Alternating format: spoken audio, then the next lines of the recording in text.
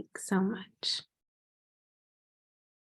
So we know that folks have been criminalized using data for a long time in lots of different ways, basically since the beginnings of genocide and enslavement.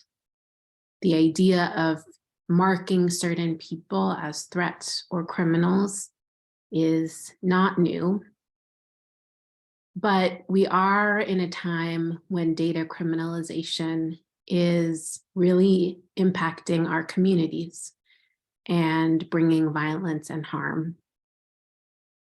This is happening from government sources and also commercial sources. And people are being criminalized based on many things: race, nationality, religion, immigration status, using data and data analysis and algorithms and biometrics. In this particular workshop, we're going to use a quiz that comes out of the Abolish Data Criminalization report written by some of my colleagues at Community Justice Exchange.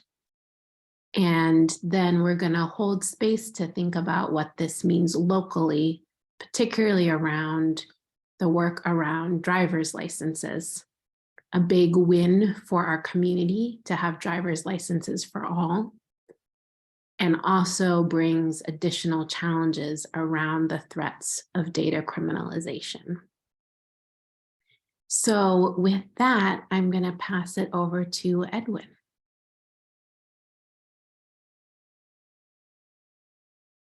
Ok. ¿Me pueden escuchar? Perfecto. Bueno, buenas noches a todos. Mi nombre es Edwin Argueta y soy parte del equipo de Freedom to Drive, parte del equipo del Boston Pre-Immigration Table, que pensamos y tuvimos la idea de empezar a tener esta conversación. ¿Qué significa la criminalización de datos? Y para eso, a mí me corresponde tratar de facilitar este próximo ejercicio. Para las personas que hablan inglés, y a lo mejor Jay me puede ayudar a copiar el enlace, el link de la versión en inglés en el chat del ejercicio que vamos a hacer. Yo voy primero a presentarles un ejercicio que fue creado por los compañeros de la organización que mencionaba Elizabeth, que empieza a darnos a entender cómo funciona esto de la criminalización de tus datos personales. Después de eso, vamos a separarnos en probablemente 2 o 3 grupos y vamos a discutir cuál ha sido la reacción a la información que ustedes vieron durante este ejercicio. Les vamos a pedir de que en los grupos pequeños, por favor, elijan a una persona que tome notas, porque esa persona le vamos a pedir que comparta las notas al resto del grupo cuando ya regresemos y estemos todos juntos. ¿Ok? Bueno, Jay, no sé si tú me puedes, ¿dónde está esto? Dar acceso a el enlace del ejercicio. Aquí está. Denme un segundito. Yo lo voy a hacer en español y las personas que hablen en inglés, por favor sigan el ejercicio en la versión en inglés. ¿Ok? Bueno,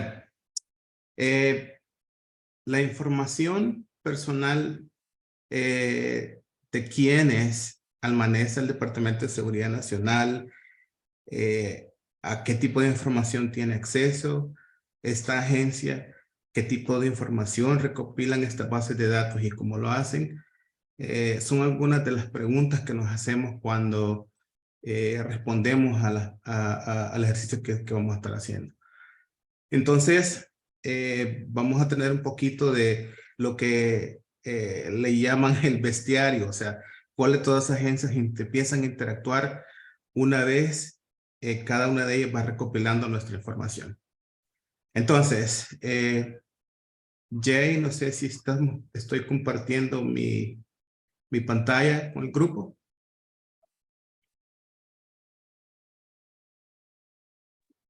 You would be the one to share it. So are you okay? Yeah, Ok, denme un segundito. Esto de la tecnología me abruma, compañeros y compañeras. Bueno, entonces vamos a empezar y vamos a empezar con lo siguiente. Me están preguntando que si tengo una licencia de conducir. Yo sí tengo una licencia de conducir, ¿verdad? Cuando eso sucede, la información que tiene mi licencia de conducir está vinculada a la base de datos del Departamento de Vehículos y Motores de Massachusetts. Y ellos empiezan a recopilar información sobre mi nombre, mi fecha de nacimiento, el número de seguro social, o si en caso yo no tengo un número de seguro social, la falta de este número. Y esta información es muy importante, pónganle atención a esto. También ellos empiezan a recopilar información de domicilio, las huellas digitales y si mi licencia de conducir es válida, si está vigente. Ahora, usted probablemente pueda que sepa o no que el registro de motores y vehículos puede vender su información o revelar su domicilio y su fotografía facial a compañías que se les llama corredores de datos comerciales o entidades de cumplimiento de la ley. Entre ellas puede incluir la migra o ICE como le conocemos en inglés, y ellos pueden usar esta información, su fotografía, su domicilio, para cruzar la información con las bases de datos que ya tiene el Departamento de Seguridad Nacional, ya sea manualmente o usando herramientas de reconocimiento facial. Es importante recalcar de que el uso de la tecnología ha incrementado para hacer esta búsqueda de información entre muchas de estas agencias de gobierno, ya sea a nivel local, o a nivel estatal o a nivel federal. No voy a leer todo, pero voy a pasar a la siguiente pregunta. Pero ustedes pueden empezar a darse cuenta de los nombres de los bancos de datos o las agencias que empiezan a interactuar con nuestra información y de cómo ellos la van utilizando. Yo les invito que después de que terminemos, ustedes en sus casas hagan este ejercicio para ahondar un poco más sobre el tema. Voy a ir a la siguiente pregunta. La pregunta es que si tengo un vehículo registrado a mi nombre en los Estados Unidos. Mi respuesta es sí.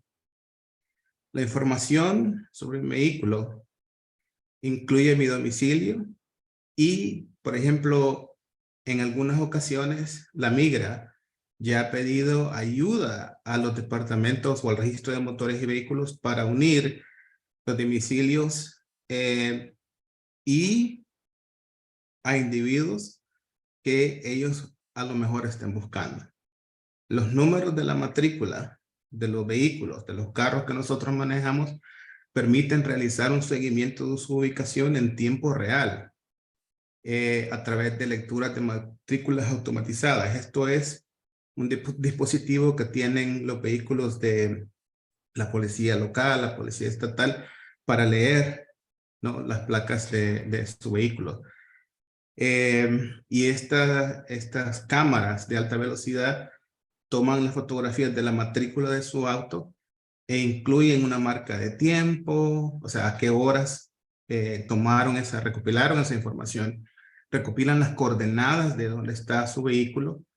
Las cámaras de este tipo pueden estar en autos de la policía, como le había dicho anteriormente, semáforos, señales de tránsito, puentes o los estacionamientos incluso hasta privados. Y estas cámaras pueden fotografiar cada matrícula que pasa. Y si ustedes ven, nuevamente, las agencias de cumplimiento de la ley, los corredores de datos, las compañías aseguradoras y los estacionamientos recolectan esta información detallada de su ubicación y muchos de ellos comparten o venden la información a la Migra o al Departamento de Seguridad Nacional. Bueno, voy a pasar a la siguiente pregunta, pero también, si ustedes ven aquí, empiezan a identificarse las empresas privadas que se dedican a comprar, vender y empacar esta información para entonces hacer negocio con las agencias federales u otras compañías que andan buscando esos datos personales de cada uno de nosotros. Voy a pasar a la siguiente pregunta. ¿Alguna vez me detuvo a mí un agente fronterizo o un oficial de la agencia del transporte, de seguridad para el transporte, para una inspección secundaria? Y la respuesta para mí es sí. Yo he viajado fuera del país y a mí me han hecho una inspección en los aeropuertos, en las aduanas anteriormente. Ahora, en este caso, el Departamento de Seguridad Nacional, que es la rama del gobierno federal que se dedica, entre comillas, a proveer seguridad a cada uno de los a cada una de las personas que vive en los Estados Unidos, guarda un registro permanente que indica que usted pasó por una instancia superior de escrutinio. Eso quiere decir si usted atravesó en este caso alguna aduana, algún aeropuerto, algún lugar en donde usted tuvo que identificarse, usted tuvo que proveer su información de dónde viene, hacia dónde procede, ese tipo de cosas. En muchos casos puede que tu nombre esté en una lista de vigilancia o que un algoritmo del Departamento de Seguridad Nacional pueda ser utilizado para identificar a potenciales delincuentes, a quienes les consideran personas de alto riesgo. Y eso sucede como consecuencia de los atentados después del 11 de septiembre. El gobierno de este país, de los Estados Unidos, creó estas listas de vigilancia para evaluar a todos los pasajeros, ¿verdad? A todos los viajeros, particularmente aquellos que vuelan en aviones y hacen viajes internacionales. Y regularmente las personas desconocen que tu nombre está incluido en una de estas listas hasta que intentan subir a un avión o cruzar la frontera hacia los Estados Unidos o fuera de los Estados Unidos. Y aquí, nuevamente, ¿no? Se empiezan a describir algunos de los nombres de los bancos de datos que utiliza, en este caso, el Departamento de Seguridad Nacional para evaluar personas que potencialmente pueden ser de alto riesgo.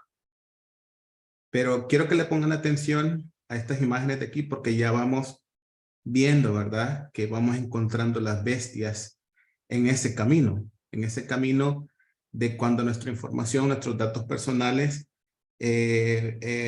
son alcanzados por el gobierno federal, especialmente en el caso de la Migra y el Departamento de Seguridad Nacional. Voy a la siguiente pregunta. ¿Alguna vez realicé un viaje internacional hacia o desde los Estados Unidos? Sí, como lo dije anteriormente, yo he estado fuera de los Estados Unidos, he regresado a mi país natal, El Salvador, en varias ocasiones. Y mi respuesta es sí. Entonces, nuevamente, ¿verdad? Cuando uno va o viene de un vuelo internacional o toma un vuelo que dentro de los Estados Unidos, todos sus datos personales y el itinerario de ese vuelo se comparten con el Servicio de Protección de Aduanas y Fronteras, una de las agencias que es parte de la Oficina de Inmigración o el Departamento de Inmigración de los Estados Unidos.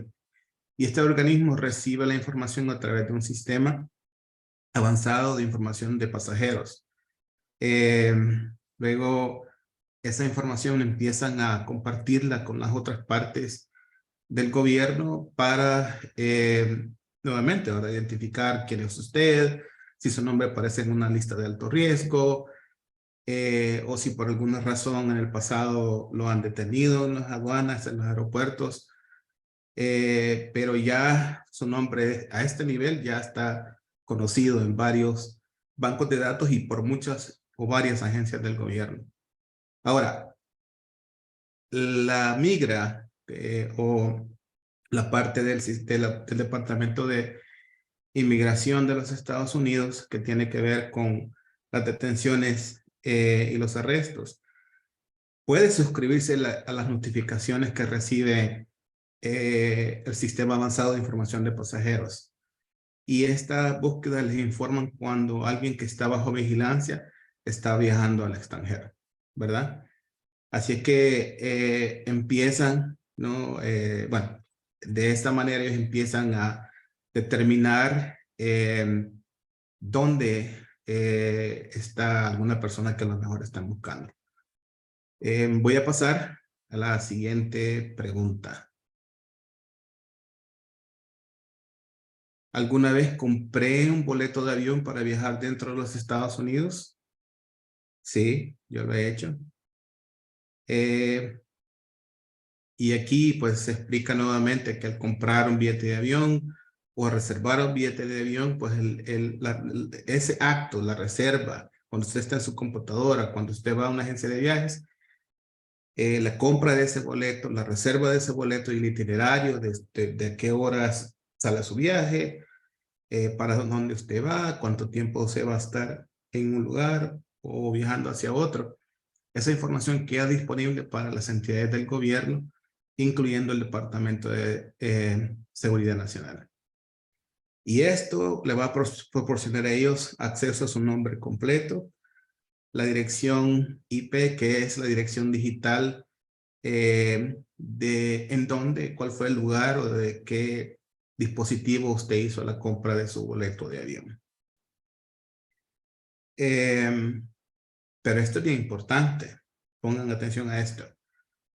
Cuando eso sucede, su registro de nombre de pasajero también puede incluir información sobre quiénes son sus compañeros de viaje que van con ustedes o que han estado anteriormente con usted, quiénes son sus contactos de emergencia, sus afiliaciones organizacionales, quién es su empleador, su información de alojamiento, cualquier pedido de comida que usted haga, o cualquier tipo de nota que los agentes de protección y aduanas y fronteras verifican cuando hacen su identificación en una frontera, en cualquiera de las fronteras de los Estados Unidos.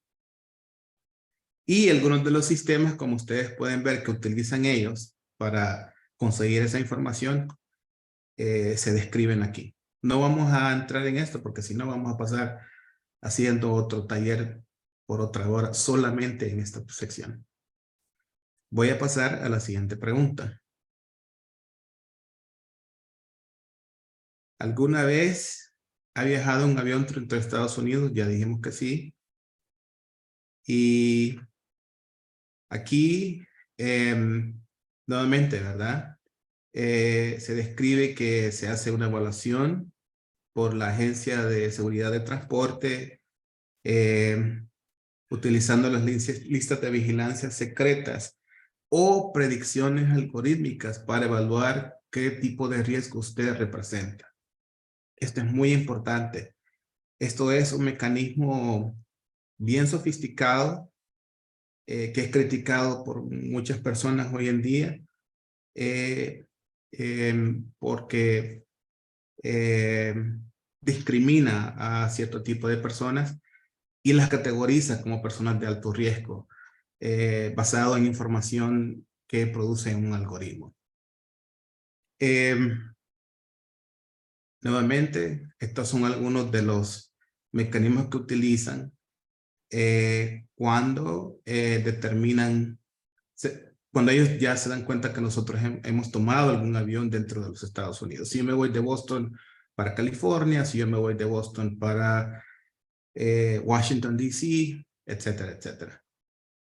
Y miren, todas estas agencias, todas estas pequeñas bestias que vamos encontrando en el camino, son los que van recopilando, que tienen acceso y que tienen todo tipo de información sobre ustedes, ¿verdad? Bueno, vamos a pasar a la siguiente. Vamos a tratar de apurarnos porque sabemos que el tiempo corre. La siguiente pregunta, ¿nací yo en los Estados Unidos? La pregunta es no. Entonces, ¿qué pasa? Si yo nací fuera de los Estados Unidos, ingresé con una visa o soy ciudadano naturalizado, hay varios registros que ya tienen esa información dentro del Departamento de Seguridad Nacional.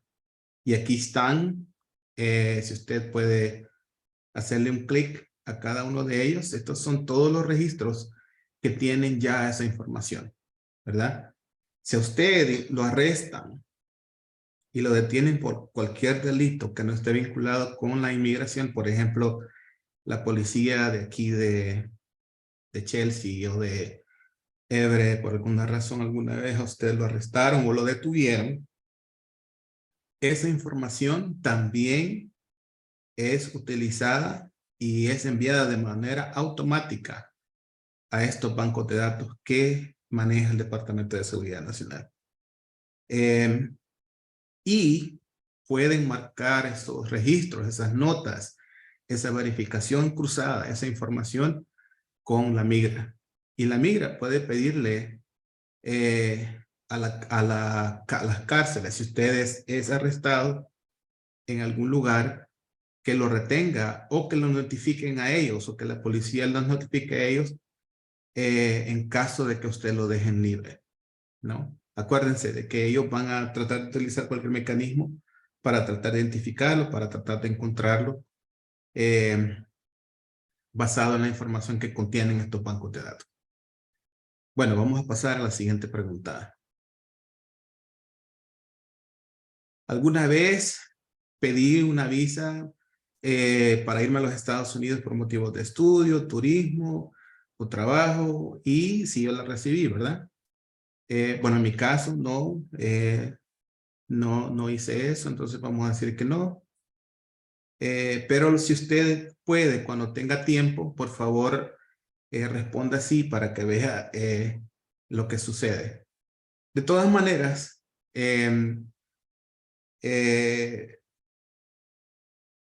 la información que ellos tienen sobre cómo yo estoy viviendo en los Estados Unidos es compartida a través del Departamento de Seguridad Nacional con el Buró Federal de Investigaciones, el Departamento de Defensa y otras agencias federales que participan del proceso de revisión y aprobación de visas y pasaportes.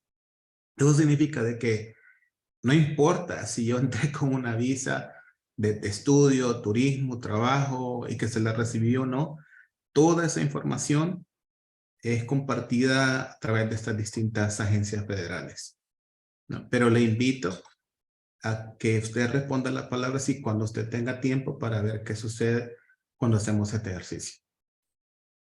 Bueno, pasamos a la siguiente. Voy a tratar de apresurarme porque sé que tenemos poco tiempo. Ahora, me pregunta que si yo nací fuera de los Estados Unidos y que si me convertí en ciudadano al nacer o durante mi infancia.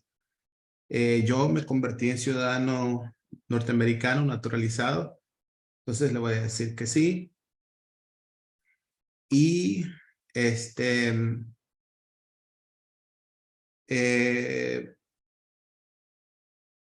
lo interesante es de que no hay ninguna base de datos del Departamento de Seguridad Nacional que contenga una lista completa de quiénes son los ciudadanos estadounidenses nacidos en el extranjero.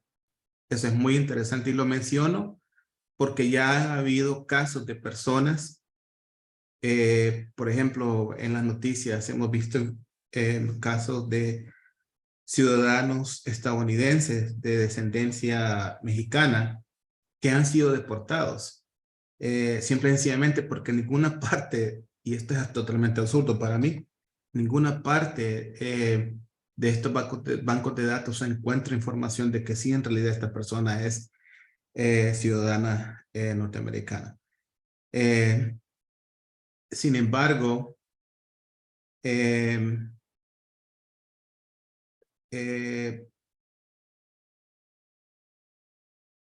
las otras agencias federales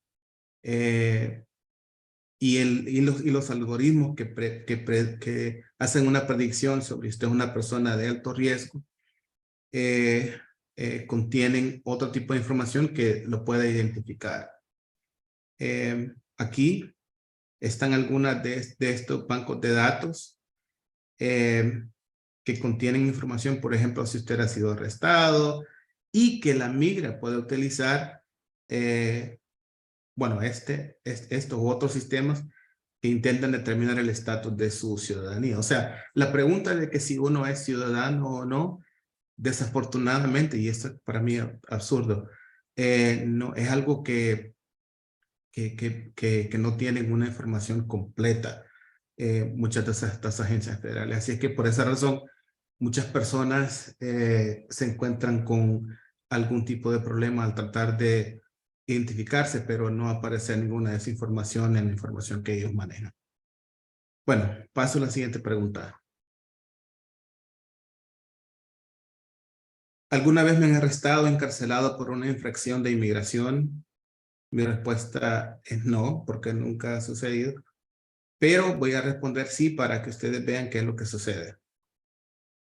Si alguna vez lo han arrestado o encarcelado por una infracción de inmigración, puede que su perfil esté marcado en las bases de datos criminalizantes y en sistemas como estos dos, en NCIC y el NLETS. Usted puede hacerle un clic y ahí explica de qué se tratan estos sistemas. Estos sistemas se utilizan durante verificaciones de bases de datos realizados por un oficial de policía que no se ocupe específicamente en asuntos de inmigración. Esto es bien, pero bien importante. Quiere decir de que algún miembro de la policía local, si yo vivo en Chelsea, si yo vivo en Everett, puede accesar información que tenga que ver con mi estatus migratorio. Lo que mucha gente argumenta que está fuera de su jurisdicción. Pero también ese es otro taller que podríamos elaborar. Pero el punto es de que cualquier infracción de inmigración que usted haya cometido, esa información es compartida con otras agencias que enforzan las leyes en los Estados Unidos, ya sea la policía local, la policía estatal, etcétera, etcétera. Y eso incluye las huellas dactilares, su fotografía, su nombre, las direcciones donde usted está donde ha vivido, etcétera, etcétera, etcétera. Y también, si ellos tienen una razón suficiente, pueden pedir, bueno, al revés, la migra al darse cuenta de que alguna policía local o una policía estatal se ha encontrado con usted, puede solicitarle a estas agencias locales que lo retengan o lo investiguen mientras ellos continúan su investigación y posible hasta ellos puedan venir y detenerlo personalmente. Bueno, voy a seguir en la siguiente y creo que solo faltan 3 preguntas. ¿Alguna vez tomó ya mis huellas digitales y la policía lo ingresó en la cárcel? En mi caso es no, pero voy a responder que sí para ver qué sucede de acuerdo a este ejercicio. Cuando usted ingresa en una cárcel, la policía colecciona datos biográficos suyos, sus huellas digitales, una fotografía de su rostro. También en muchos casos registran su voz y graban las llamadas telefónicas que usted realiza desde la cárcel.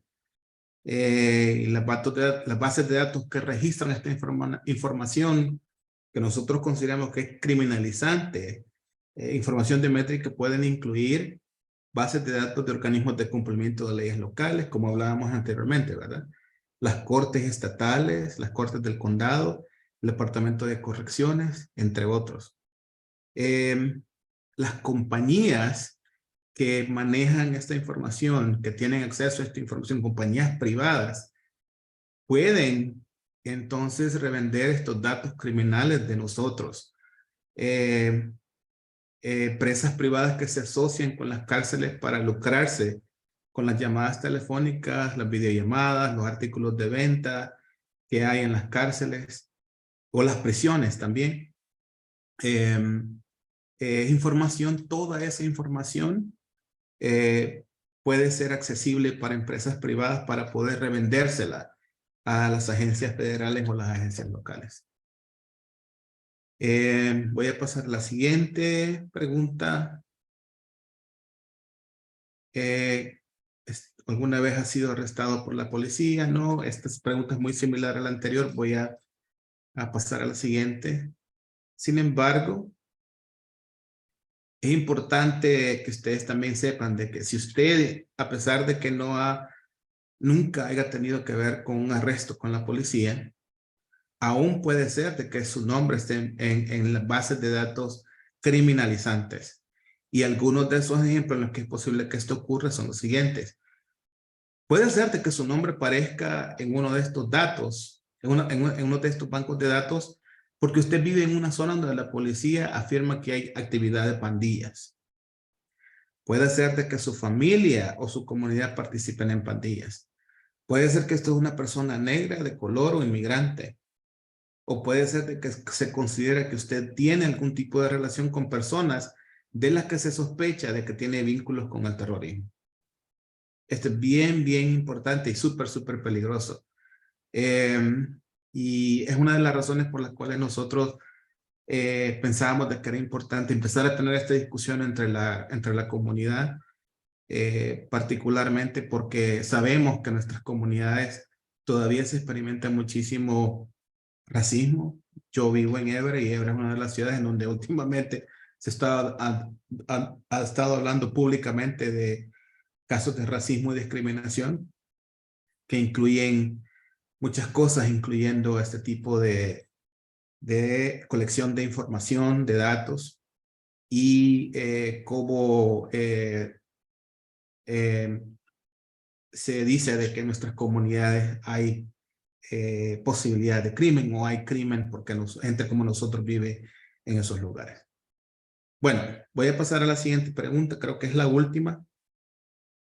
Y la última dice que si usted vive en una ciudad santuario. En muchas partes de los Estados Unidos, debido a las olas de racismo, de xenofobia, de odio en contra de la comunidad inmigrante y creo que es bueno decir, y creo que debemos de decir lo que fue acentuado, porque esto ya ha existido durante la historia de este país, pero sí es cierto que ha sido acentuado, ha sido más público durante los últimos años. La misma comunidad se ha organizado y ha creado ciudades santuarios, donde en teoría la misma comunidad se protege en contra de estos ataques, ¿no?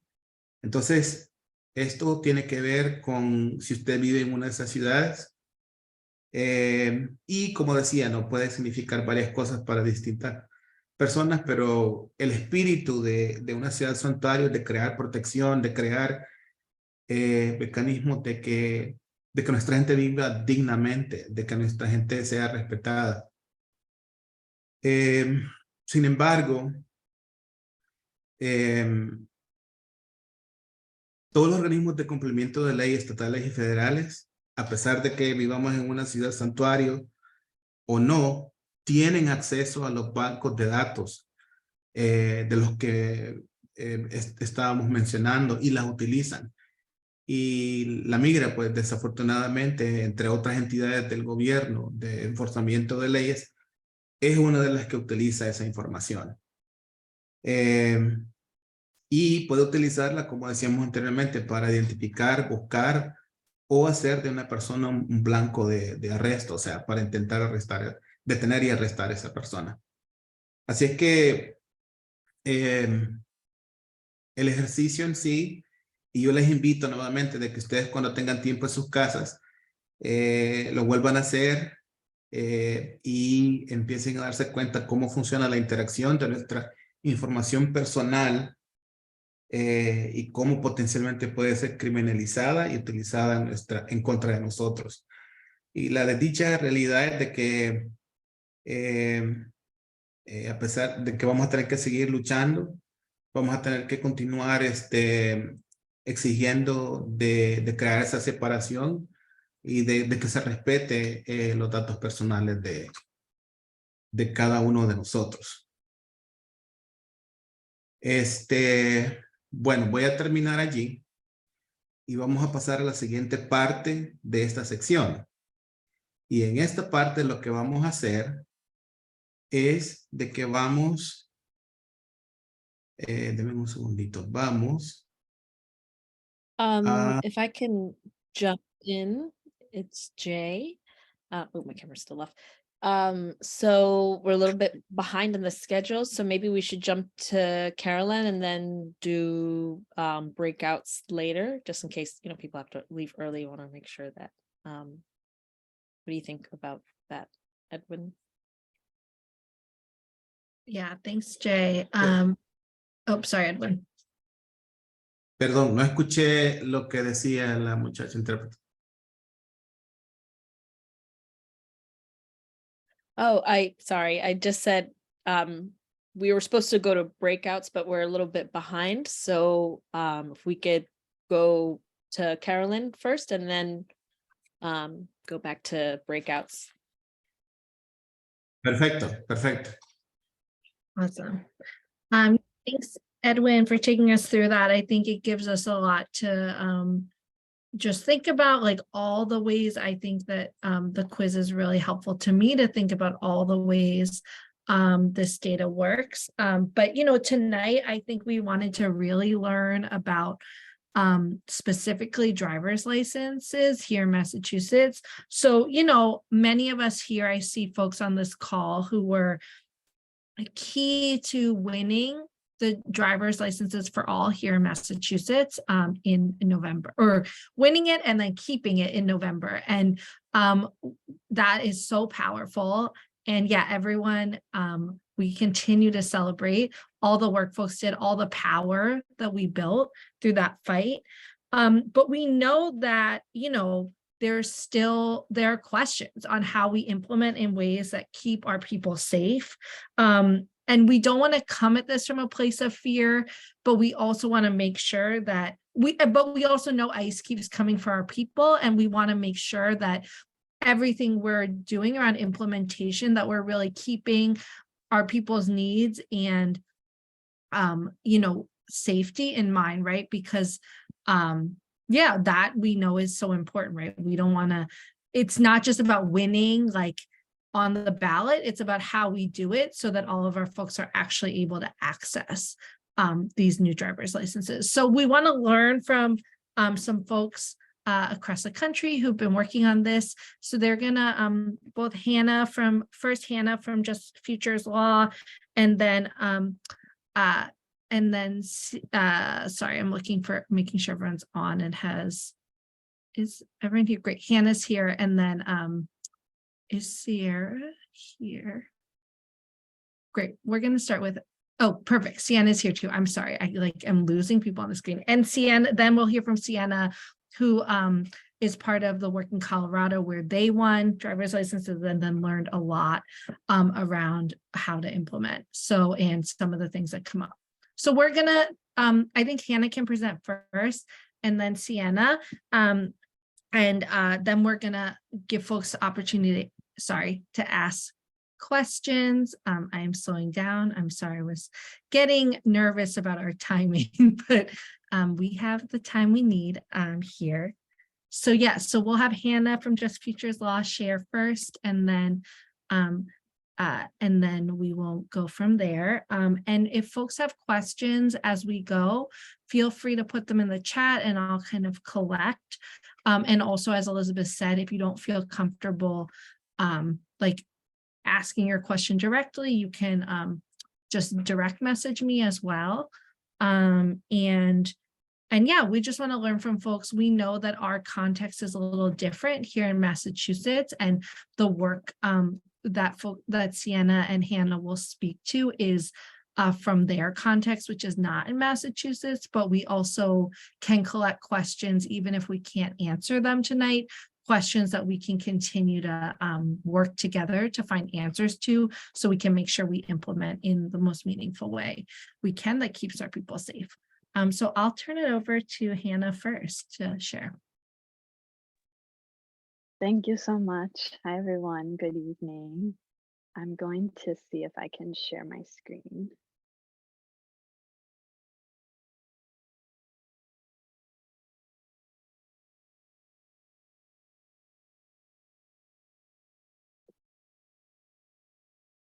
Can everyone see my screen? Great. Yes. All right. So hi again. My name is Hannah Lucal, she, her pronouns, and I work with Just Futures Law, or JFL. And JFL is a movement lawyering shop. We provide legal strategies to immigrant rights organizers. And I'm not a lawyer. I work on policy at JFL, and I'm really grateful to be here tonight and to learn from all of you and to be part of this conversation. And I also just want to recognize and celebrate the work of folks on this call who have been successful in winning driver's license for all laws in Massachusetts, and to the work that's been happening around the country. And at the same time, I think as we've been discussing, there are many ways that ICE is accessing information from state DMVs and using that for deportations and raids. So tonight I'm just going to share three of the ways that, or the main ways that ICE is able to access state driver data, and some suggestions from JFL to address this. And after I speak, I'll also put into the chat a report that we put out a couple of years ago that provides an overview of how ICE generally gets this data and uses it. So first question would be, why does ICE want this information? And ICE wants DMV data or RMV data because it includes things like photos, home address information, birth date information, social security number if you have one or indicates that you don't have one, license plate information, which it can use to track your vehicle, as Edwin was mentioning earlier. And even in ICE's own words, it has stated that it uses DMV data to target its, quote, priority targets. And there are three main ways that ICE gets state DMV data. One way is by directly accessing it. So this could be DMV employees providing information to ICE agents when they request it on a case-by-case basis, or it could be DMVs opening up access to their database that includes personal information and allowing ICE to search through it. Or it could be that DMV shares all of its information with ICE through a file transfer, basically bulk sharing of its information. Another way that ICE gets this data is by participating in massive data sharing networks that are basically government data sharing platforms that law enforcement agencies run, and through which many states also share their DMV data among lots of other kinds of data. And then the third way is through buying it. So ICE has basically found tech company workarounds, including when states stop sharing this information with ICE, ICE can still buy the data directly from private companies.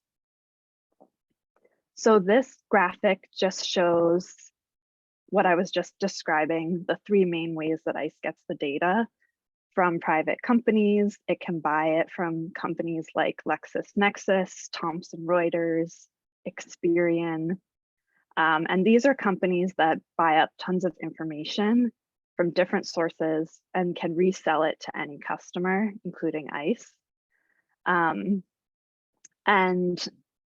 one of the main law enforcement data sharing networks, that bottom arm of the monster that ICE gets DMV data from, is called NLETS, the National Law Enforcement Telecommunications System.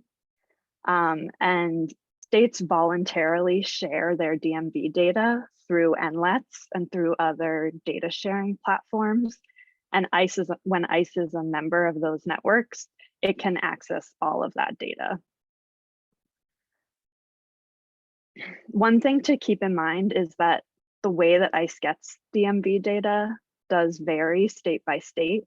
For example, some states have policies or practices within the DMV that prohibit sharing information for immigration enforcement.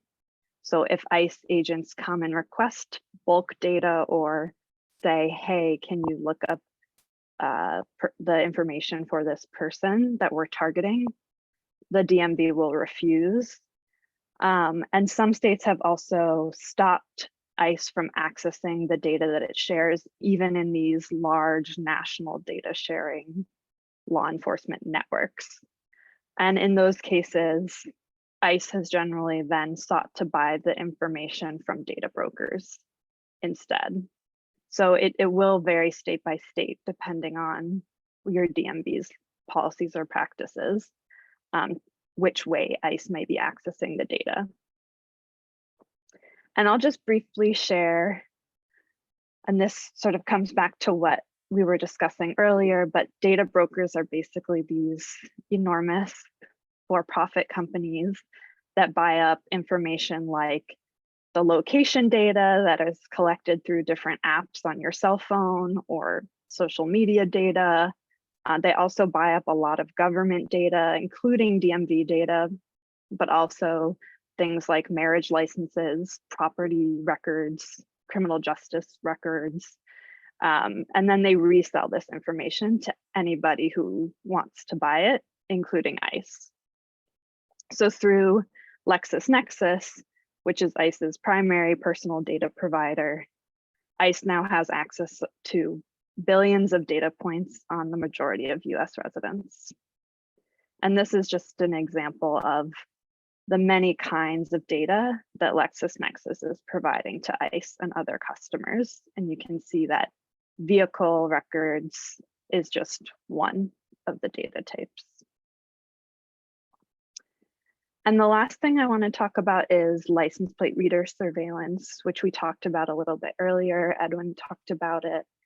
And license plate readers are these cameras that are on highway overpasses and in parking lots and on cop cars. And they scan the location and timestamp of every vehicle that passes by. And that data is then in a huge database that oftentimes hundreds of law enforcement agencies can access, including ICE. So one question for folks who are looking into this is, whether your state police and or your local police are using license plate readers at all, and then probably they are, and then whether they're sharing that data with ICE, which allows ICE to be able to track people's location in real time based on where they're driving. So just a couple of recommendations of potential demands for state DMVs is to stop sharing data directly with ICE, to also stop or at least limit the sharing of data to private companies who are reselling that information to ICE and other customers who are using it to surveil Black and Brown communities, and to stop or restrict sharing data to government data exchanges, of which ICE is a member. And I didn't include this, but another demand around license plate readers would be to ban license plate readers, which some jurisdictions have done. And if there's no ban possible, then at least to cut off the sharing of that information to ICE. And here are a few potential questions that folks could consider looking into as they're exploring ICE access to DMV data in their state. So finding out, what are the DMV or RMV's policies around sharing data with ICE directly on an individual basis or in bulk? Does ICE have access to the DMV database? Can it search that information? Who are the many customers that the RMV might be selling its data to? States make a lot of money selling their DMV data, so finding out who is accessing it and buying it. And then finding out, which databases does the DMV share its information to? Does it share with fusion centers, which are surveillance hubs that different law enforcement agencies participate in? And does ICE have access to those databases? And then, as I mentioned, finding out if license plate reader surveillance is happening in your state or where, and whether that data is being shared with ICE. So I'll pause there. Thanks again, and happy to answer questions.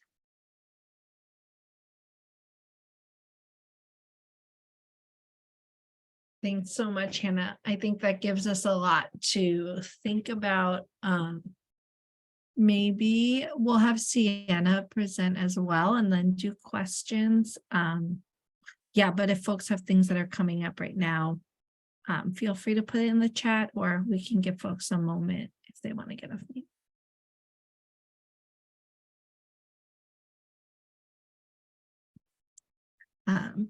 Okay, I think that, yeah, feel free to use the chat, and maybe we'll move on to Sienna to share about Colorado, and then we'll just open it up for questions about anything. All right, sounds good. Hi, everyone. It's great to be here.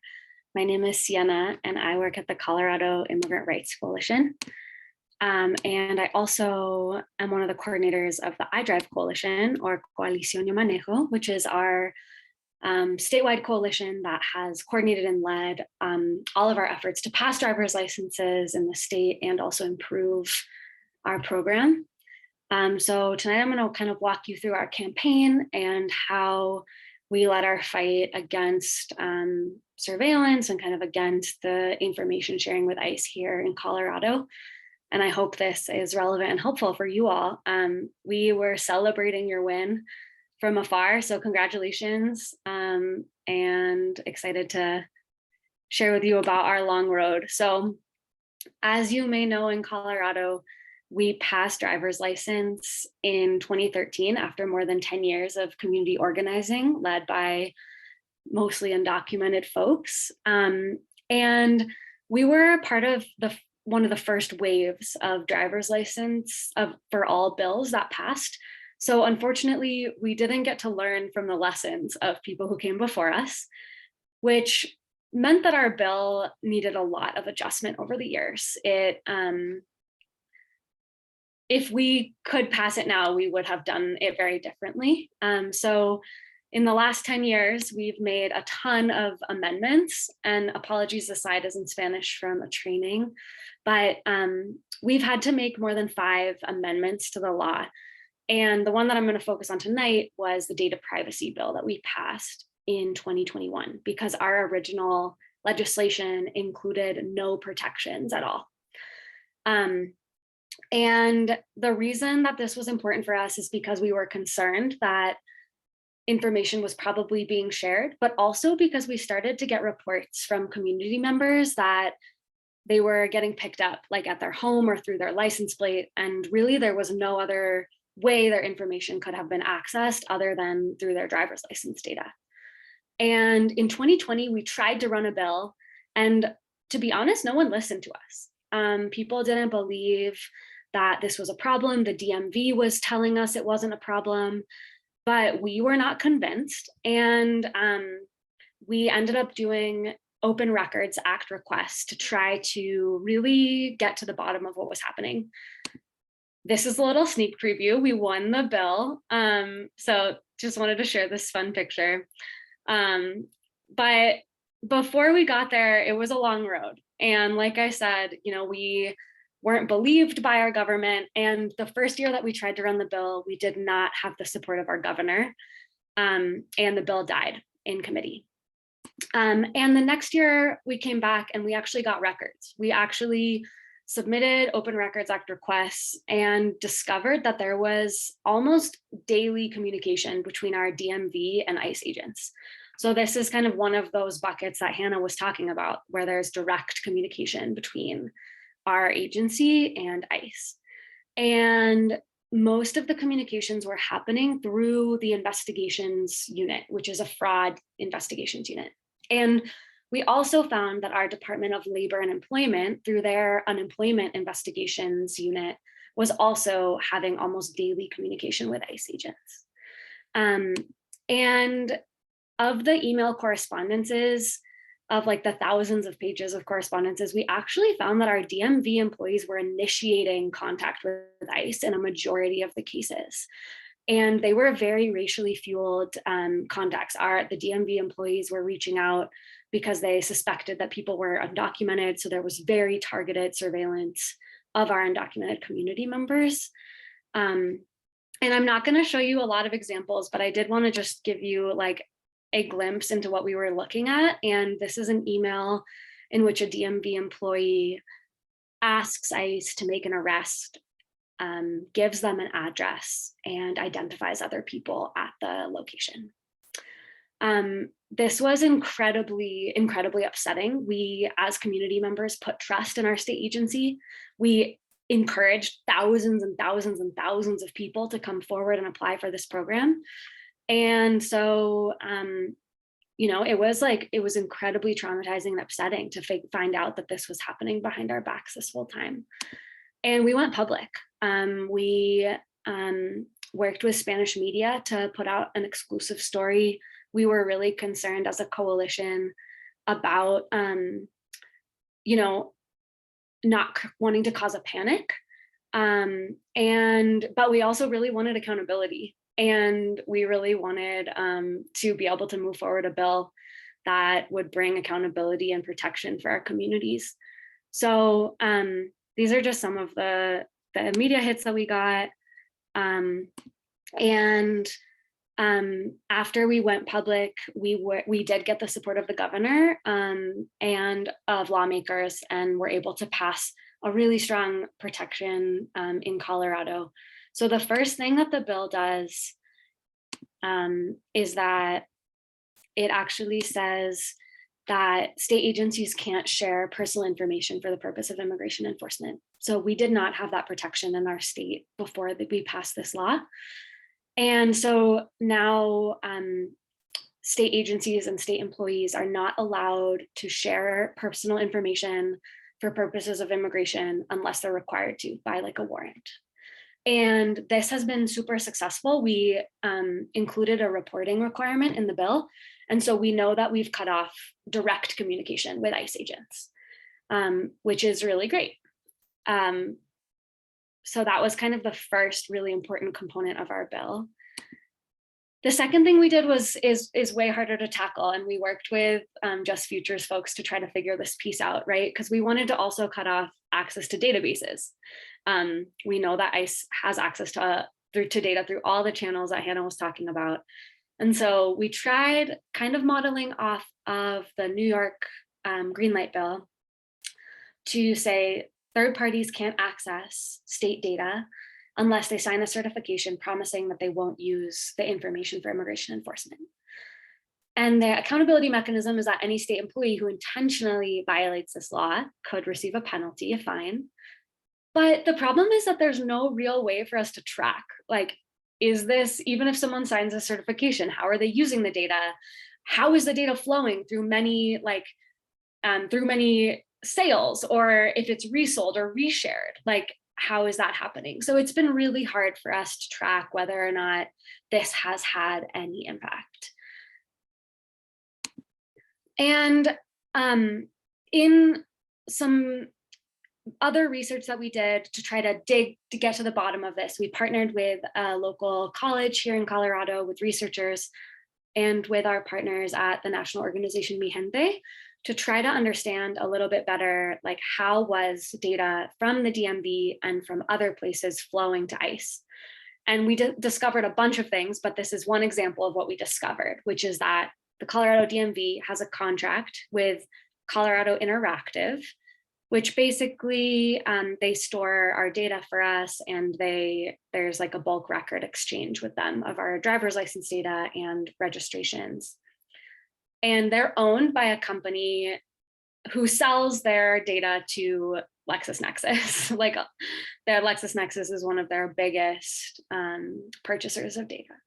So the data is flowing kind of several steps removed and is arriving at a data broker that has a contract with ICE, right? So these are kind of the things that we're still researching, still trying to get to the bottom of, and really trying to figure out like how are people being surveyed in the state by ICE?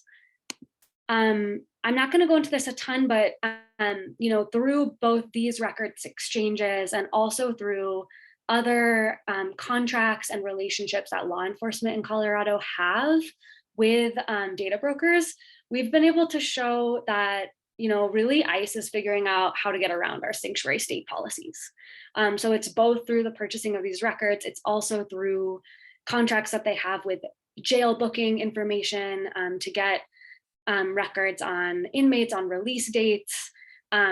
Basically, I know I'm short on time, so I'm not going to go into this a ton, but basically all of the like tech and surveillance tools that ICE and police are using are ending up in the hands of ICE in our state.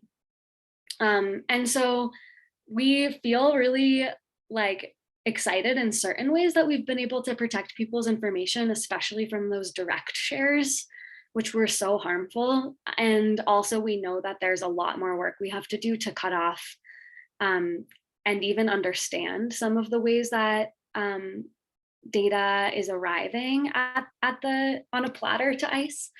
And so we try to talk to people about what this means for them in their individual cases. And the way we talk about this with people is that we, you know, as we're supporting them to apply for licenses, we try to name some of the risk factors that we've heard from lawyers that could make it more risky or more likely that their name would come up if ICE were searching for their name. We also know that it's a risk to drive without a license, and it's a huge risk in Colorado to drive without a license. And so we try to get the information into the hands of people so that they can make the decision about the risks that they're willing to tolerate.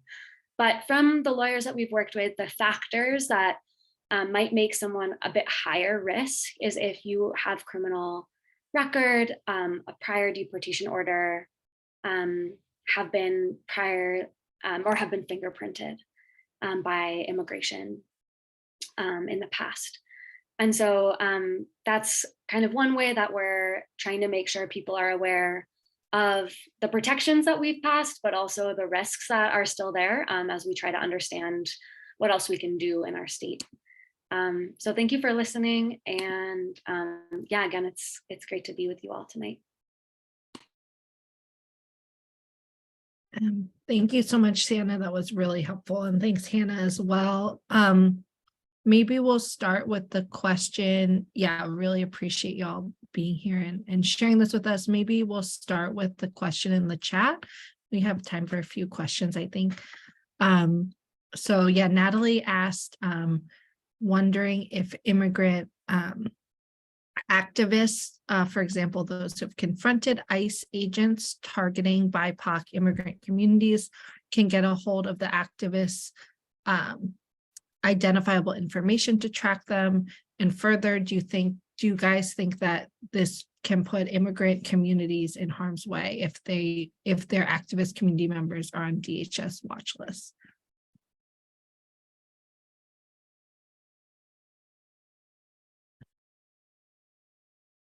I don't know if you have thoughts on that, or Natalie, if you want to expand at all. Yes, please. There was a little bit of a typo there. So I guess what I'm asking is if immigrant activists, if there is particular risks for us becoming identified by DHS, by ICE agents, are there any particular risks that activists should consider? And then more importantly, does that put my fellow undocumented community members that I'm advocating for, does that put them at risk of also becoming identified by DHS or by ICE agents for the simple fact of being an activist and confronting and engaging with ICE agents?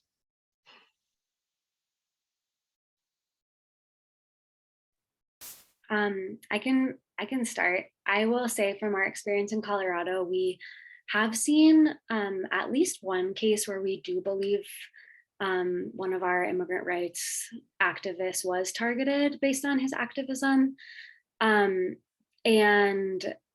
Thankfully, we were able to really activate around that case and support him.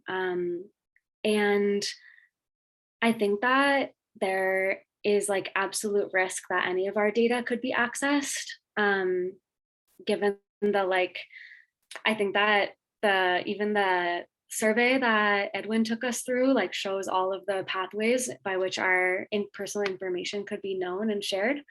I think in Colorado, we have really tried to prove to our communities that we have their backs for our leaders who have put themselves in public eye by fighting super hard against deportation cases, by really showing out for people's personal cases, knowing that there is a risk and knowing that we need to have the back of our community members who are willing to be a public face in our movement and share their stories.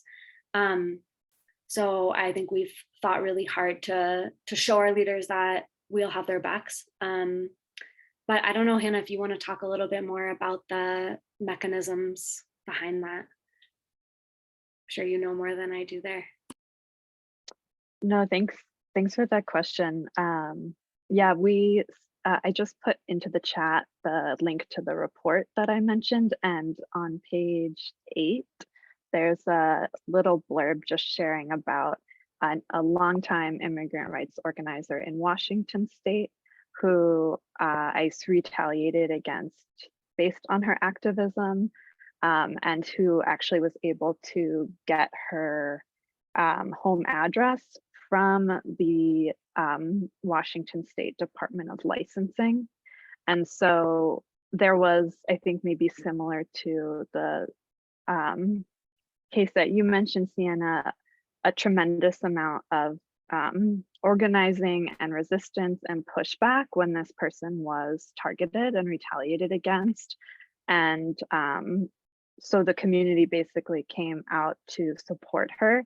And through that organizing, also was able to push for a policy change at the Washington Department of Licensing so that they now have limitations around what information, like home address information, they can share with ICE. So I guess that just to highlight that, of course, ICE will continue to retaliate against organizers for their activism. And there's also ways to build resistance and push for changes in those moments, and as ICE continues to expand its surveillance dragnet through these different measures.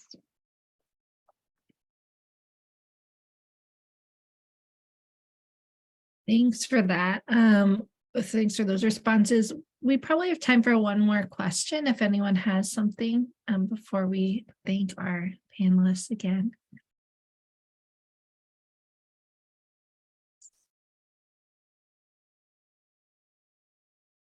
Yeah, Edwin. Oh, you're on mute. I'm not sure if you're talking. Yo tengo una pregunta específicamente para Hannah. Leí un poco el reporte que produjo la organización para la que trabajan y gracias porque fue muy útil. Pero lo que sí yo todavía no tengo claro es si la manera de luchar en contra de la privatización de nuestros datos personales es más una batalla política o es una batalla legal o es una combinación de las dos cosas, o si ustedes pueden compartir de cuál fue la experiencia para ustedes. Y lo digo porque aquí en Massachusetts la gobernadora que fue electa el año pasado fue la fiscal general del estado. Entonces, y una de las razones por las cuales en teoría el proyecto de ley fue aprobado en Massachusetts es porque tuvo apoyo de la Asociación de Jefes de Policía del estado de Massachusetts. Entonces, todavía para mí no está claro si la batalla que podríamos tener, o sea, los miembros de la comunidad inmigrante y todo lo que creemos en nuestro derecho a la privacidad de nuestros datos, es una batalla política, es una batalla legal.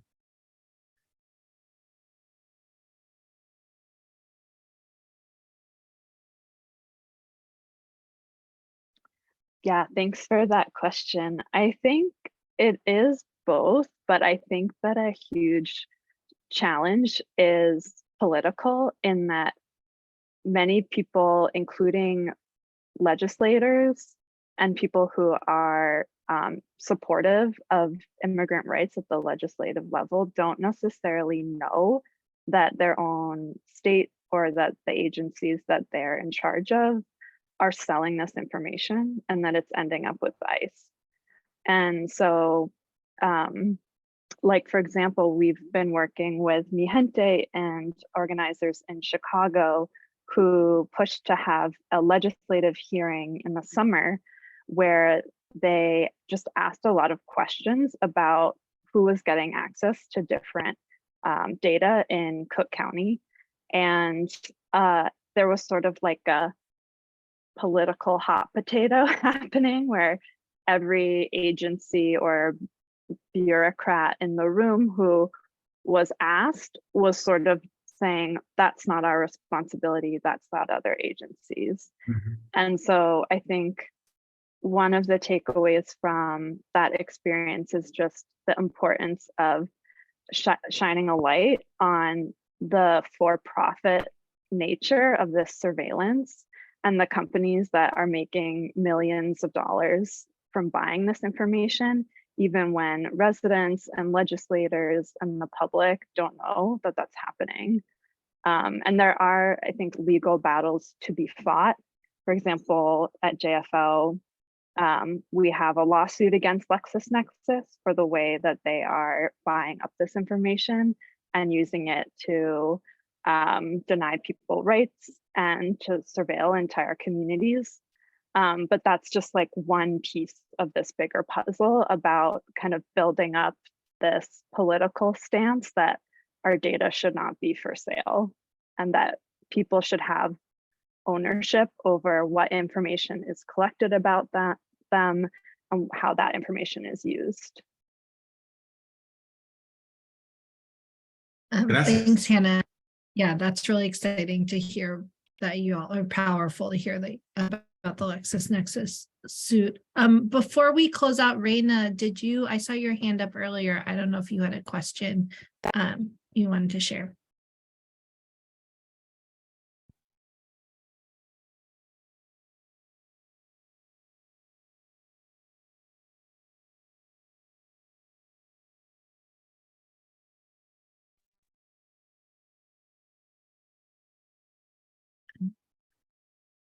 Okay, assuming not for Reina, and then if anyone else, yeah, if there's one more question, I'll just leave it. I'll just give folks another few moments and also certainly lots of opportunity to follow up. And I think the goal for today is, oh, perfect. And he's jumping in, but I think just to say the goal for today is for us to learn, but also kind of figure out how we can all think about this and digest it and take it back to how we're going to organize here in Massachusetts. But yeah, Annie, I'll let you take the last question.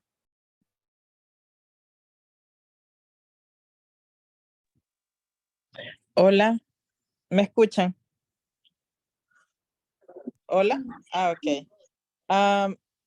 Tengo una pregunta, me estoy un poquito ahí quebrándome la cabeza con respecto a las personas que queremos aplicar para una licencia. ¿Qué ustedes están recomendando? Porque fue una lucha tan fuerte que tuvimos, desgaste, casi me muero de una huelga de hambre que hice. Y estaba escuchando toda la explicación de Edwin y realmente hace tanto sentido y es preocupante, la verdad, aunque uno hasta cierto punto asume que ya nuestra información está casi por todos lados, ¿verdad? Pero ¿qué ustedes recomendarían en este caso de personas que ahorita se están dando las charlas sobre aplicar ya el 1 de julio? Quisiera como un consejo o porque es como bien difícil decirle a veces a las personas, oh, fíjense que ustedes no pueden aplicar, pero tal vez tengan cuidado por sus récords, si han tenido contactos con la policía. No sé qué es lo que les podríamos decir en ese caso a las personas que van a aplicar.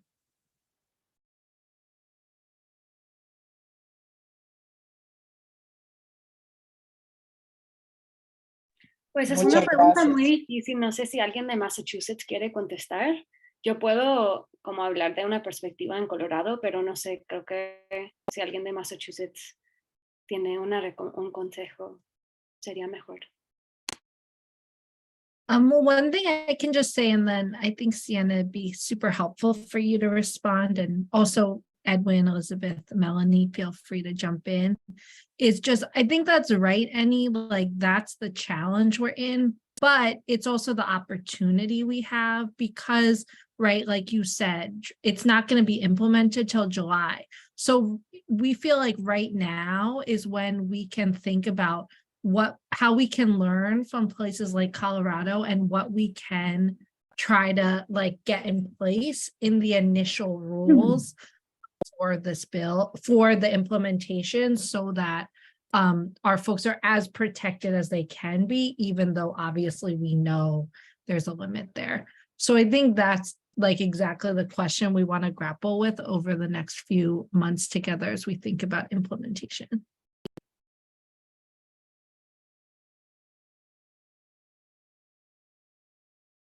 Yeah, Edwin, do you want to jump in and then, yeah, maybe we'll let Sienna close out. Yo creo que una de las preguntas que debemos explorar juntos, y probablemente vamos a entrar un poquito a esa discusión después, es de quién es la responsabilidad de proteger nuestros datos personales, ¿verdad? O que se respete el derecho que tenemos a que nuestros datos personales estén protegidos. Desafortunadamente, lo que estamos viendo es de que están dejando esa responsabilidad en nuestras espaldas, y por eso es que nos preguntamos, ¿qué le decimos a la gente en las charlas que quieren y tienen la necesidad de tener una licencia de conducir? Pero para mí, bueno, en lo personal, yo pienso que esa pregunta, como decían las compañeras, y la experiencia de Colorado, de Nueva York, Nueva Jersey y otras partes del país, es de presionar a las entidades del gobierno, al registro de motores y vehículos, al estado de Massachusetts, de decirles, no queremos que ustedes compartan mis datos personales con ninguna empresa privada que va a lucrarse de mi información. No queremos que ningún empleado, como lo sugería las compañeras, comparta e inicie el compartir la información con otras entidades del gobierno que la van a utilizar en mi contra, y mucho menos con empresas privadas que se dedican a tener acceso a esa información, a empaquetarla y revenderla al mejor postor. Yo creo que esas son cuestiones bien puntuales en las que podemos pensar, en las que podemos empezar a trabajar, especialmente en este periodo, antes de que se implemente la ley en julio de este año, pero también después de julio, porque tenemos que estar vigilantes. Y yo aprecio que las compañeras sacaron su tiempo para estar con nosotros, y ustedes también, porque es una plática que de veras tenemos que empezar a tenerla. Pero eso es lo que yo sugeriría, ¿no? De que empecemos a pensar.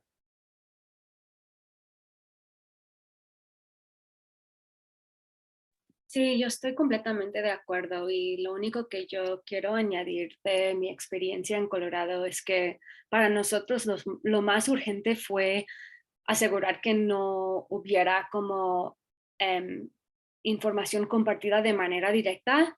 Entonces, por eso pusimos esa parte de la ley que dice que no se puede compartir información personal por fines de migración sin un orden judicial. Y esto fue lo más importante al corto plazo porque asegura que los empleados del DMV de Massachusetts no pueden compartir datos. La parte más difícil es todo eso de las bases de datos, porque sabemos que es un poquito más complicado entender cómo están compartiendo datos desde Massachusetts al nivel nacional, a cuáles bases de datos, etcétera. Esa parte es como un poquito más complicado y quizás tomaría más tiempo para investigarlo bien y para entender los sistemas. Entonces, para mí, yo diría, por mi experiencia, por lo que nosotros vimos en Colorado, que lo más urgente y lo más importante para empezar sería asegurar que no se puede compartir sin un orden judicial, información personal.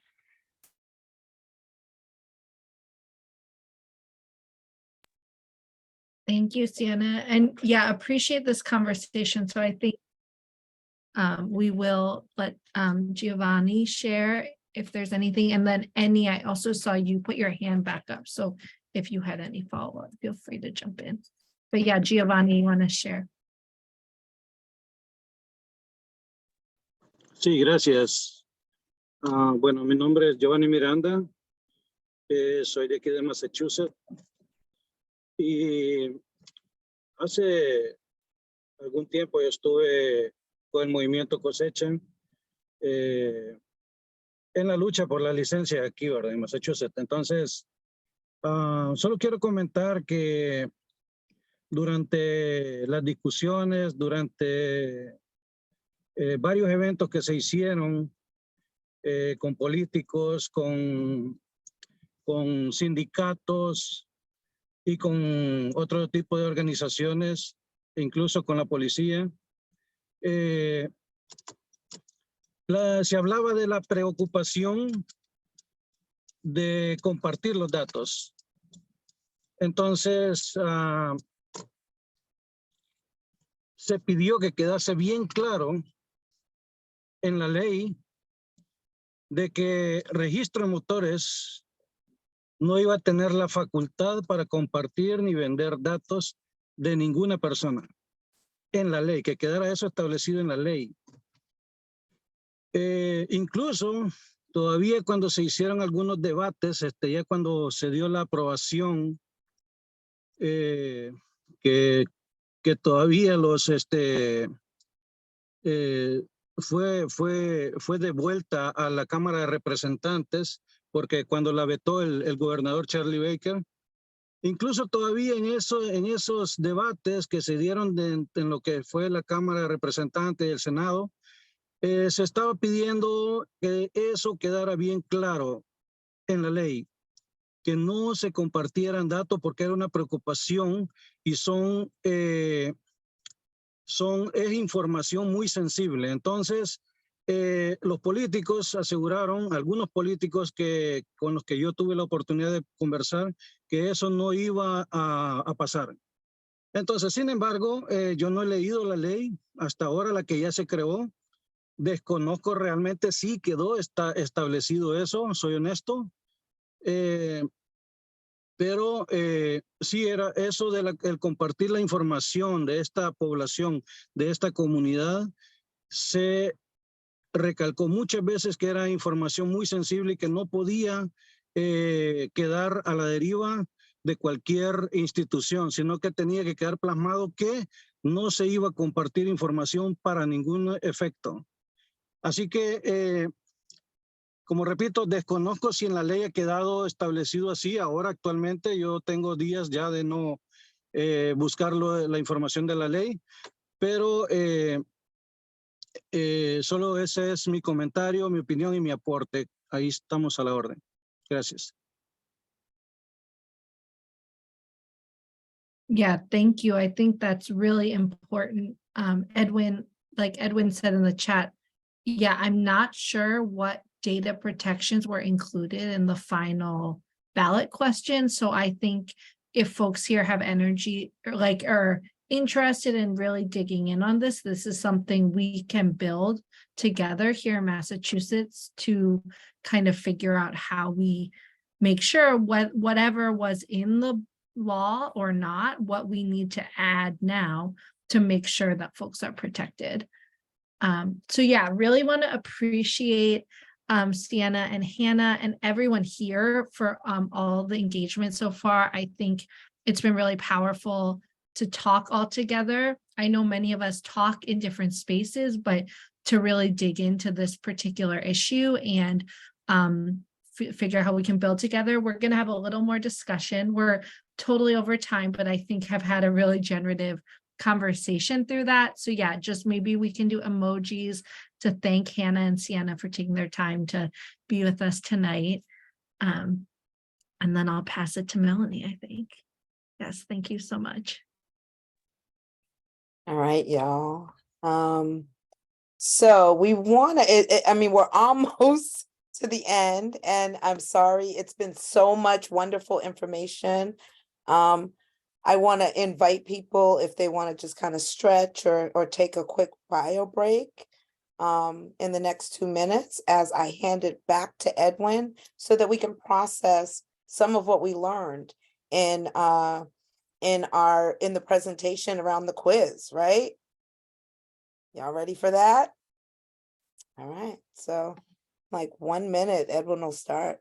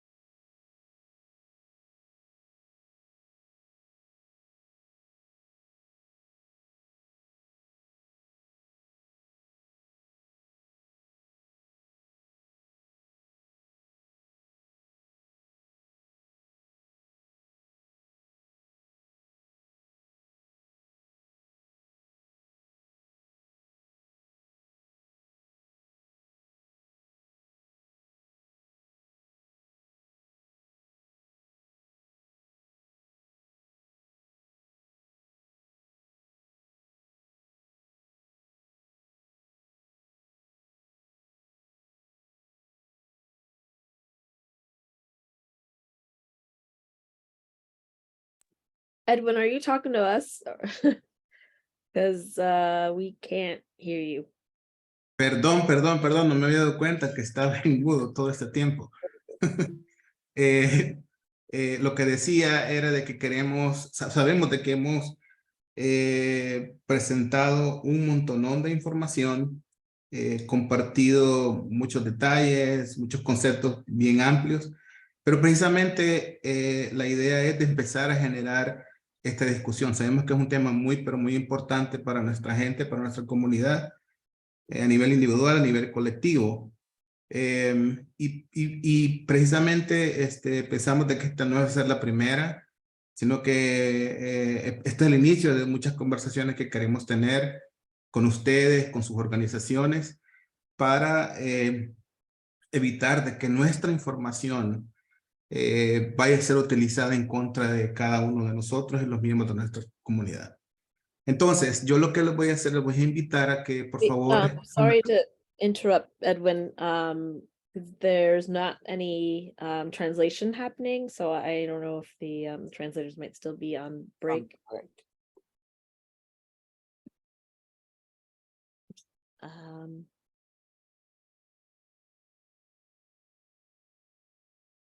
Okay, was it just me that couldn't hear? Or? No, I couldn't hear any of the English translations either. Okay, maybe Edwin, can you try speaking again and we'll see if we can hear the translators now. Ok. Queríamos invitarles a que respondan a las siguientes preguntas verbalmente o escriban en el chat. A lo mejor lo podemos decir. ¿Se escucha? ¿Escuchan la interpretación ustedes?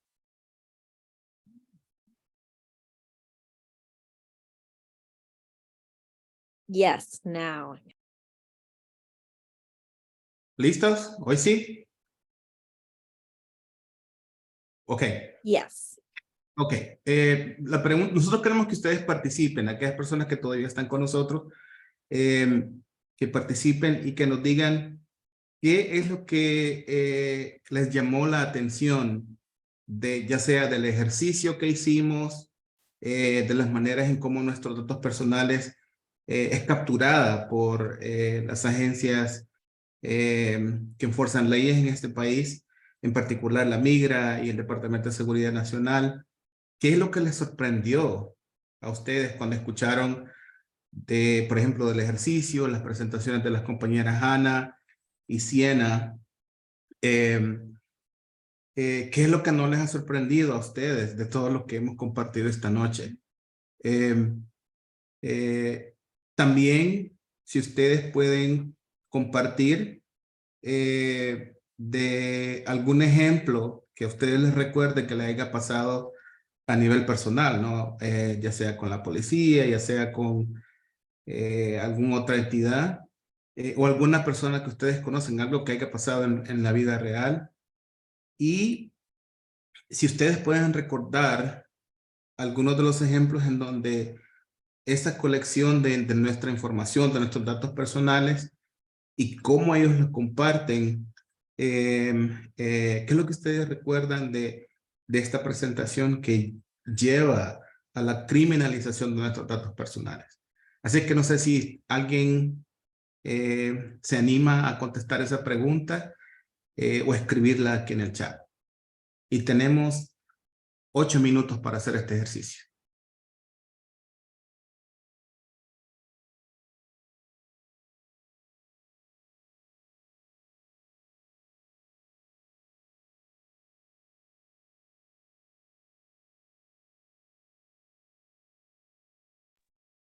Melanie? Sure. Yeah, sure. I can go. I know one of the things that comes up for me is that I've never been arrested. And I'm on a gang database because of data criminalization. As Edwin mentioned in the quiz, and as you'll see as you take the quiz, you don't ever have to be arrested. You don't ever have to have gone in court for a court case. And just being affiliated with someone loosely in any way that they deem to be someone that is connected to or they've labeled as someone that should be on the gang database, that also puts you on it as well. And that was profound for me, but also scary because those databases are about labeling people and not for the good. You know, they kind of put us at danger sometimes just by affiliating us or framing us in a certain way. And so for me, it's kind of like wild that you cannot even have a direct experience that causes you to end up on the gang database. So I feel like it's a problem for more of us than not, even more than we realize.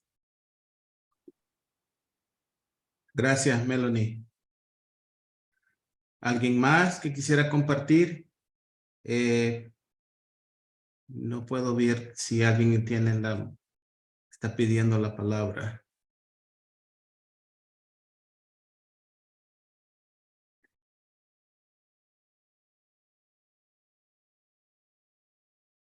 Sé que Enilda tenía una pregunta. O sea, si Enilda querés compartir con el grupo. ¿Qué reacción has tenido al taller? ¿Te recuerda de alguna situación personal, de alguna situación de alguien que tú conociste en la vida real? Perdona que te estoy... Sí, no.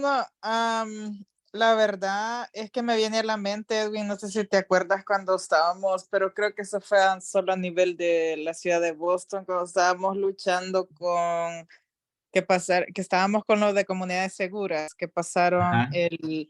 el Trust Act, el acta de confianza, donde exactamente eso era que la policía no debía compartir las huellas ni con el FBI ni con migración.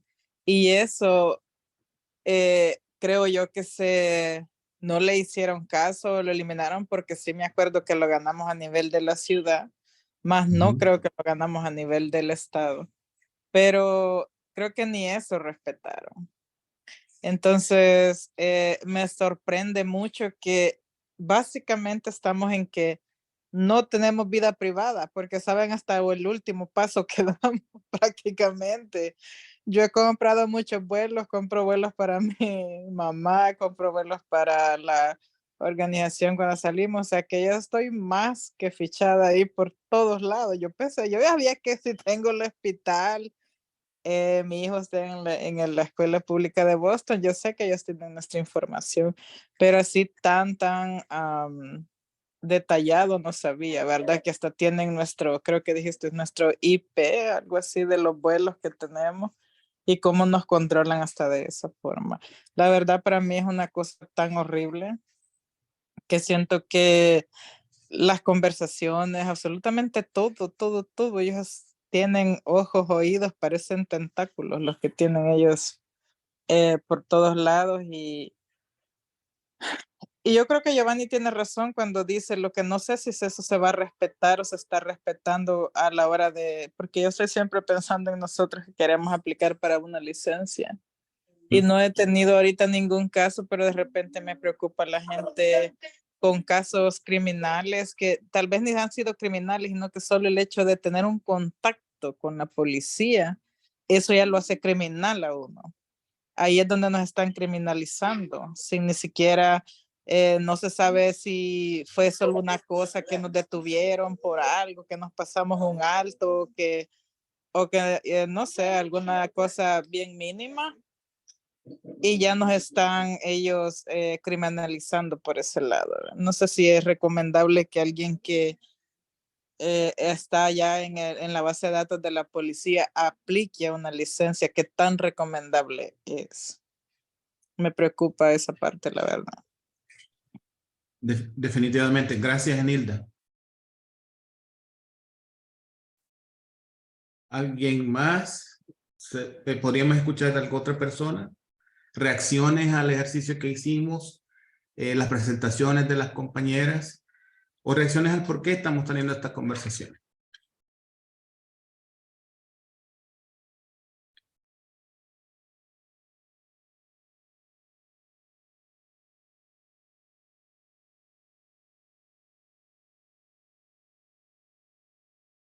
Bueno,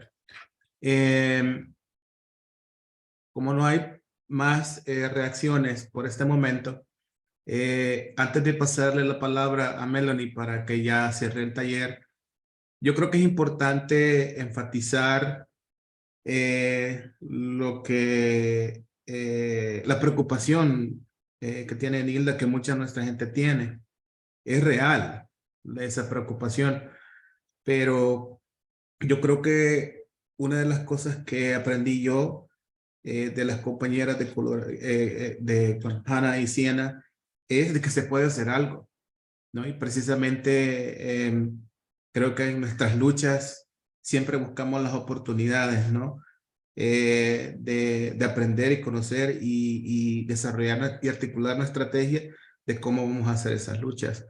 Y yo soy el primero en decirte que no va a ser nada fácil, pero creo que tenemos la solución en nuestras manos. Creo que las soluciones vienen del mismo pueblo y yo creo que juntos sí podemos lograrlo. Así es que voy a cederle la palabra a Melanie. Gracias por sus reacciones.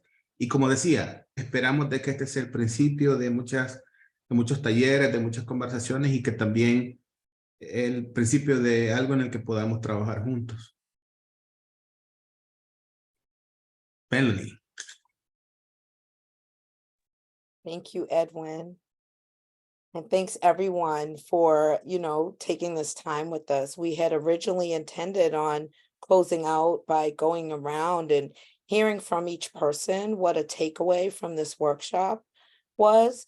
But in lieu of time, I'm going to ask folks to just drop it in the chat.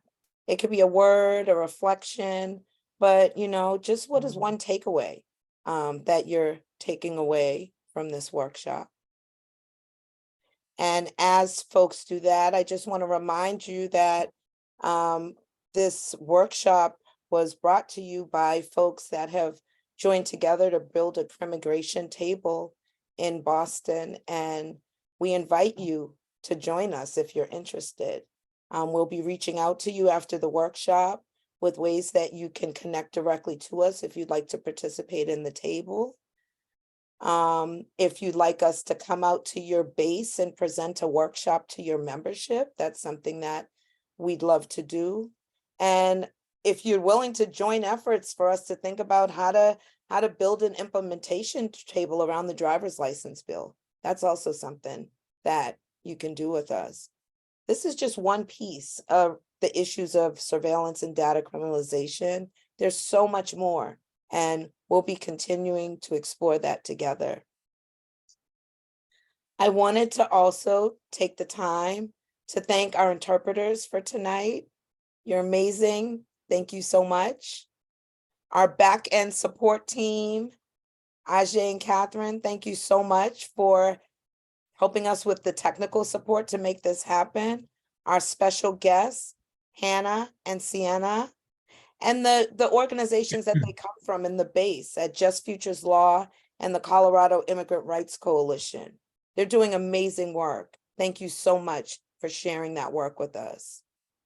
I also want to thank the planning committee of the Boston Crimmigration Table for all of the efforts that folks put in to make this happen. And then finally, all of you that participated today. Thank you, thank you, thank you. We'll be following up with you by email, and we hope to be in touch with you and see you again. Thank you.